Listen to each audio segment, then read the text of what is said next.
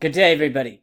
Well, we're going to talk about the process of job descriptions from A to Z, so to speak. Just a brief overview. I thought it would be good to give a holistic view of what job descriptions are and their meaning in the organization. So first we start with the job.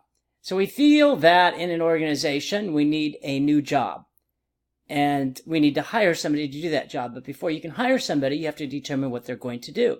So we do a job description. A job description is meant to capture the primary duties of the position and the type of person that you're going to hire, type of person that you need in order to be successful to do the duties. Within that job description, once it's completed, we then move to determine how much we want to pay somebody. There's a term called compensable factors, and those are factors in the job that would indicate or have some kind of influence on the amount of pay that you're going to be giving a person, providing to prospective applicants and employees.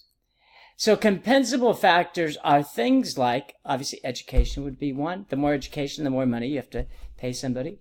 Experience, the longer the experiences that you require and the more varied, you're going to have to pay more money as well. Those are two of the most significant. Also, working conditions is the third one that can be one of the most critical in determining how much somebody will be paid. For instance, in the city I work, we own a utility, and as part of that electric utility, we have individuals who climb poles. It's actually, they're called linemen or linewomen, and they are some of the most dangerous jobs in the United States. We also have police officers and firefighters, which have an inherent danger in performing those jobs. So all of those factors are included in the overall worth of the job, and that's why we call them compensable factors. Others include the level of knowledges that you have, the level of skills that you need, and the abilities that you're going to need over the long term to be successful in your job. So we start with, we want a job. We have to determine who's going to do that job. And from there, we're going to figure out how much we pay that job. The overall process of how much we pay that job is called job evaluation. Another term that we'll throw out there is called job classification.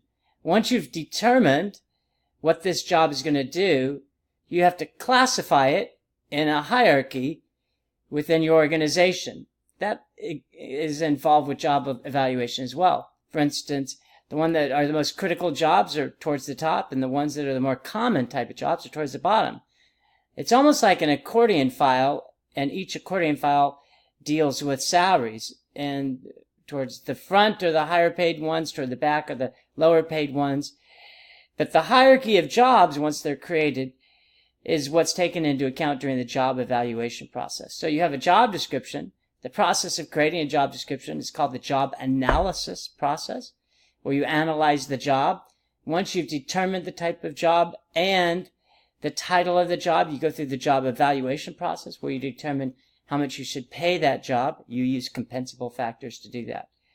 So there's a number of terms that you use, but the one thing that we want you to remember is, in order to hire the best, you got to know what you need to hire. In order to, in essence, create a product, you have to have customers to do it. It's the same concept with evaluations and job descriptions. If you want to hire the best employee, you have to know what kind of job they're going to do and what kind of skills they need. So hopefully that gives you a holistic view of job descriptions. It also talks about job analysis, job classifications, and job evaluations. Everybody enjoy the day. Look forward to our next discussions.